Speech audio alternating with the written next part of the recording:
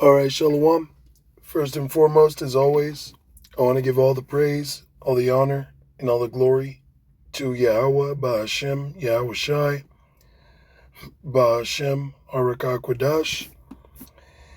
And of course, as always, double honors to our apostles and our and our elders that rule well at Great Millstone. Salutations to all you sincere Akim, preaching this word in all truth and sincerity. All right, Salakia for that. Sometimes I gotta do one of them coughs for my speech. But nevertheless, we're at the end of the self-proclaimed white man who is Esau Edom's, rulership. You have to, really see and believe that this is the end, man. Okay, we're at the final stretch. Okay, and at the final stretch of any race, okay, the last meters of that race, whether you're drag racing, whether you're, as physical athletes, running, okay, you give it your all, you push it to the limit, as they say, you go into overdrive, and like Paul said, he said he fights, okay, but not as one that beateth the air. All right. And Paul was a very, athletic man. All right. He quotes or, mentions, a lot of form of athleticism in his prophesying. All right. In his teachings. Okay. He referred in that particular quote, I said in verbatim, okay, a form of boxing, which is a martial art. He talks about, those that run in a race. Okay. So, we want to give it, give it our best, give it our all. When you say I'm gonna do my best, I'm gonna give it my best, I'm gonna do better, you give it your all. Okay, you allow that faith to be shown, all right, by works. But nevertheless, we are at the end of this thing. All right, we could see it, we could smell it, we could damn near taste it. This Ecclesiastes 7 and 8. Better is the end of a thing than the beginning thereof. You see, in the beginning,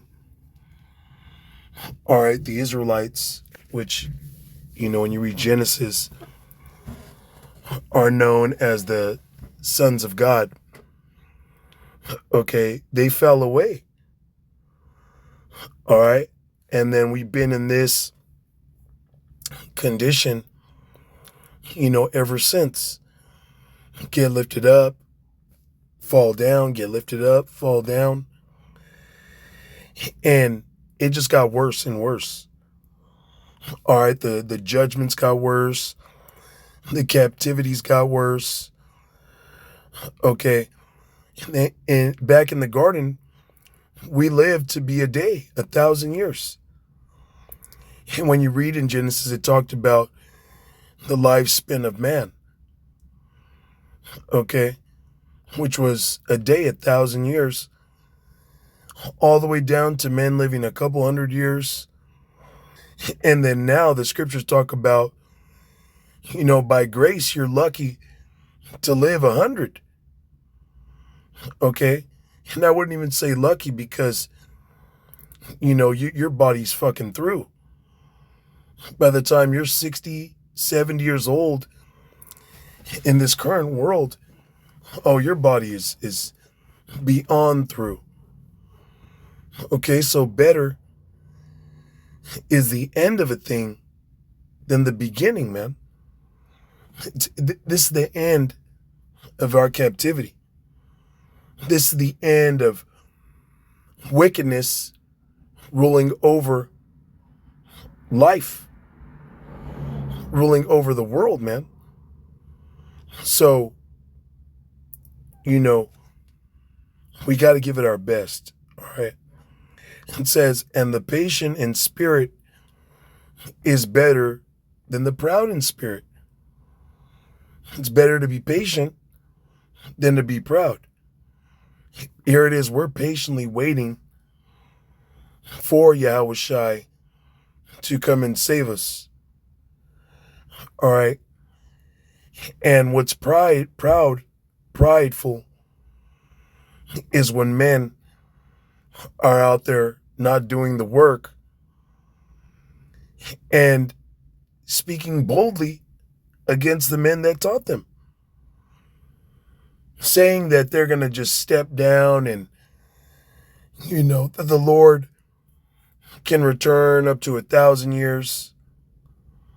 Okay, those are proud statements, because in all reality, these men don't want to get up out of here. Okay, these men ain't finished with being niggas, man, with being wicked. All right? So better is the end of this thing. Better is the end of this thing, because it's the end of our people being wicked, man. Our people joining hand in hand with the wicked. And these guys can be out there calling, Esau, Edom, the devil, till their faces turn blue, man. Screaming on the highways and byways. All right, till their face turn blue. Okay, but in all reality, when they go home or when they're in the world, they don't believe in this, man. They don't want to see this place get nuked. Okay? They don't want their measly, vain lives to come to an end. When us here that are sincere, we're tired of this place, man. We are sick of this place. And we know that this is the end. All right? Based off of history. Okay, history tends to repeat itself. Now we know this is the last time. But something that was on my spirit earlier, and I just remembered, was the, quote or term of bread and circuses. Okay, and I typed in Rome, bread and circuses before it fell. So the Google,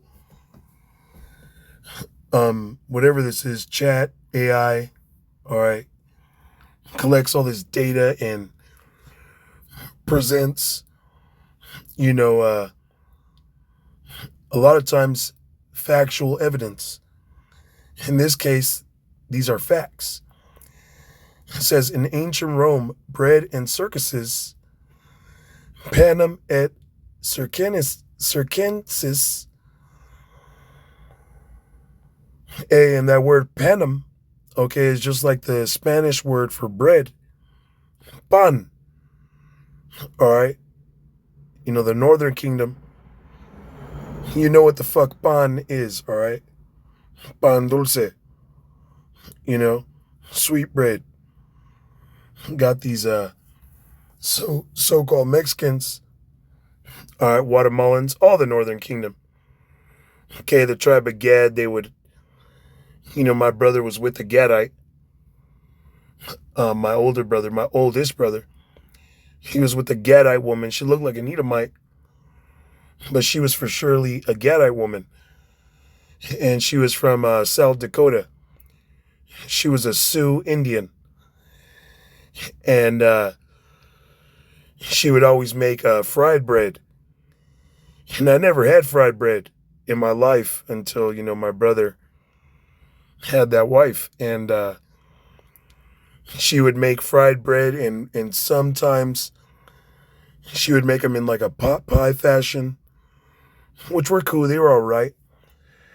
And then there was times where she would make a sloppy Joe, mix and put it in the fried bread. And bro, I shit y'all not. It was fire. Okay, so damn delicious. But then she would also make one where she would stuff it with grape jelly or grape jam, grape preservatives, and that in itself was delicious. So when I say all the Northern Kingdom know about, pan dulce, all the Northern Kingdom had their variants of pastries and, breads that they would sweeten. Even the Southern Kingdom. All right, but I'm speaking about the Northern Kingdom because I myself am of the northern tribes of Israel. Okay? So it says, in ancient Rome, bread and circuses, panem et circenses, referred to the government's political strategy. So with giving people bread and circuses was a government's political strategy. They love it. All right, when you occupy yourselves in vanity, man. They love it when you feast and banquet and have a good fucking time. Because you don't see what's coming, man. You don't understand and realize that Yahweh Ba'ashem Yahushai is visiting the world that he made. He's bringing an end to this bitch, man. And when I say the world, when I say this bitch, I'm talking about this age. This wicked, corrupt, demonic system. And the rulers and worshipers of it. Okay, because you got Israelites out here that inwardly worship this fucking place, man. Okay, they're all mesmerized and hypnotized by fucking AI and the convenience it brings. Okay? Which, as of right now, it's a tool. Okay, but you got Israelites that can't just, and when I say Israelites, I'm talking about Jakes. But you do have bugged out Israelites that, will, and when I say bugged out Israelites, I'm not talking about brothers. You get what I'm saying, man. I'm talking about reprobates, man. They call themselves Israelites. Okay, when shit hits the fan, man, these guys are going to try to run in front of the line to get a microchip, man. Okay. They're going to see their wife and kids all up in that line, and they ain't gonna they just gonna throw it in, man. They just gonna say, fuck it. We already know Johanna. He gonna get the microchip. All right. He already said he was. So it says, referred to the government's political strategy of handing out free grain and staging massive state-sponsored entertainment, like gladiator fights at the Colosseum and chariot races at the Circus Maximus. What do we got going on today? You still got gladiator matches going on. Okay, that's your football games, your the Knicks. All right? The Knicks just won the NBA championships. And you see what all them fucking Jakes and people out there in New York were doing? They were thrashing the place. Okay, just like in ancient Rome, man. All right, in ancient Rome, they would fucking riot and do all that madness, man. Okay, why? Because this is that same place reincarnated, man. Okay? All right, this Revelation 13 and 11. And I beheld another beast coming up out of the earth, and he had two horns like a lamb, and he spake as a dragon, which is talking about that old Edomite Roman system, man. Which those two horns back in those days deal with the I believe it was the patricians and the which I'll Google it for a sec. All right, so I didn't need to do all that, but I wanted to be correct, but it was the plebeians and patricians. Okay, which today is the same concept. All right, when it comes to the Senate and these political parties. Okay, now you got the Democratic Party. You got many parties, but these are the two main ones. You got the Democratic Party and the Republican Party, which the Democrats, all right, portray themselves for the people, whereas the Republicans are more for like the republic, okay, the government. All right, that's the way they're portraying it. Whereas back in ancient Rome, the plebeians would be like your modern day Democrat, and the patricians would be like your modern day Republican. But it says, okay, that beast came up out of the earth, and he had two horns like a lamb. Okay, and he had two horns like a lamb. And he spake as a dragon with great authority. And that dragon goes back to ancient Rome, all right, as well. But it's the same beast with two horns. So it doesn't fucking matter. Their goal is to accomplish, the means of that government. And they don't care what side you pick or what side you vote for. None of that matters. As long as you play into their game. It's verse 12. And he exerciseth all the power of the first beast before him, and causeth the earth and them which dwell therein to worship the first beast, whose deadly wound was healed. That was dealing with the ancient Roman Empire. Okay. And now we are living in New Rome. Okay. A revitalization, reincarnation of the Roman Empire. See, because when the Roman Empire fell in like 300, 400 AD, and you had Jakes rise up in there, Israelites, and form the Holy Roman Empire, the Byzantine Empire. Okay, that began to decline around, 1200s, 1300s. In 1400s, you had the Renaissance era, which means rebirth. And it was the rebirth of Esau coming back into power. Okay, it was the rebirth of Rome. All right. And even back in prior to NATO and the EU being established, you had all these great nations, so-called great nations, come together. These Edomite countries, a lot of them, not all of them at the time, but a lot of them under the Treaty of Rome. Okay? So it's proving that this is Rome all over again.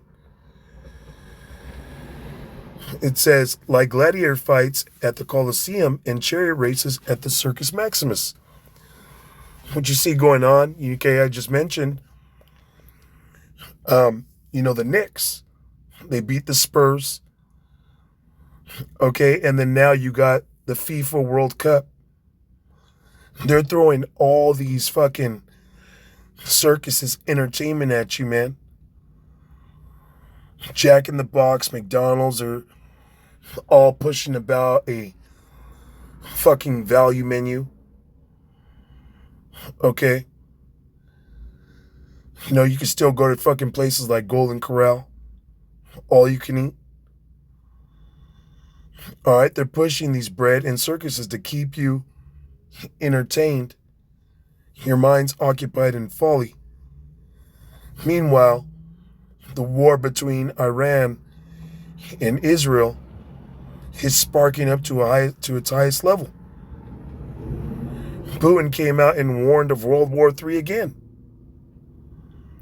Okay, Russia, Putin, he just put into made Satan II, Sarmat, okay, one of the most powerful weapons of mass destruction, okay, just enlisted it for deployment. They're getting ready to use these big ass bombs, man. Okay? It says leaders use these handouts and distractions to placate the urban masses, pacify unrest, and hide growing systemic decay. It's fucking over. Okay? This place is done, man. Alright? The FBI just came out and warned U.S. citizens to stay away from 11 of these cities that are going to host the FIFA World Cup. All right? And we know 4th of July, okay, is coming up soon, which is Independence Day. All right, this is the 250th year of America, man, of Babylon. Something deadly, something devastating is going to take place real soon, man. Here in America. Okay? They're talking about these trucking jobs. All right? A lot of, truckers are getting laid off for self-driving vehicles, man. Vehicles equipped with AI. Okay? They don't need a driver. And who knows? The fucking food, the slop they're going to attempt to feed you people, man. Okay? But this place is declining. And in order to receive any of the fucking handouts that are going to come when this place declines, you're going to need to get that microchip, man. All right, which is the mark of the beast. Okay, we've been prophesying this for over 30 years from our apostles and elders and brothers on down. All right? And you know what? For you 2/3, man, it's going to be just too late. Okay? The election have obtained it and the rest were blinded. All right, I could get more, but hey, that's pretty much it, man. All right, better is the end of this thing, man. Of this fucking kingdom. Okay? We're almost about here. This is just another sign. I'm going to get this, man. The Spirit hit me to get it, so I'm going to get it. This is the book of Habakkuk, chapter 2, verse 1. I will stand upon my watch and set me upon the tower, and will watch to see what he will say unto me, and what I shall answer when I am reproved. You call yourself a prophet, you believe that you're a prophet. Okay, a prophet is a spiritual watchman. All right, we're standing upon our watch. Okay, we are upon the tower looking out for these things and making it plain, utilizing the prophecies, the secrets, utilizing the secrets, the prophecies, the scriptures, making it plain to people. All right, there's countless people out there that are talking about the mark of the beast, and they don't even know that they're Israelites. Okay? But meanwhile, you got men, women that know that they're Israelites and think that we're full of it. All right, but we're standing up on our watch, man. Okay? Week in, week out, day and night, man. Okay? Pushing out these videos, blowing the trumpet when we can. All right? And when I say when we can, all right, meaning we gonna find a way. Okay? It says, and will watch to see what he will say unto me, and what I shall answer when I am reproved. And Yahweh Ba'ashem Yahushai answered me and said, write the vision and make it plain upon tables, that he may run that readeth it. Okay? And in order to read something, you got to see the writing. We doing all that for you, man. We see it. We can read the writing. So we use our voice. All right? You Akim, Waqwathim, you Israelites that ain't woked up to the truth yet, we whispering it into your ears, into your mind.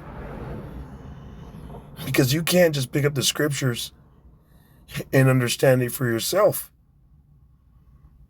Okay, like in the book of Philip. All right, the Ethiopian eunuch, Slakia, like in the book of Acts. Okay? Because there is no book of Philip, it's Philippians, but like in the book of Acts, I believe it's Philip that spoke to the Ethiopian eunuch. And he said, understandest what thou readest? And he said, how can I, except some man shall guide me, shall teach me? All right, so you need the prophets to actually teach you. Okay, to whisper, to blow that breath into you. And then when you become animated, you wake up. Yahweh Ba'ashem Yahushai begins to sup with you. And things start to register, okay, at a quicker rate. We're at the end. That's why brothers coming in, they're on a super high level already, man. Knowledge shall be increased.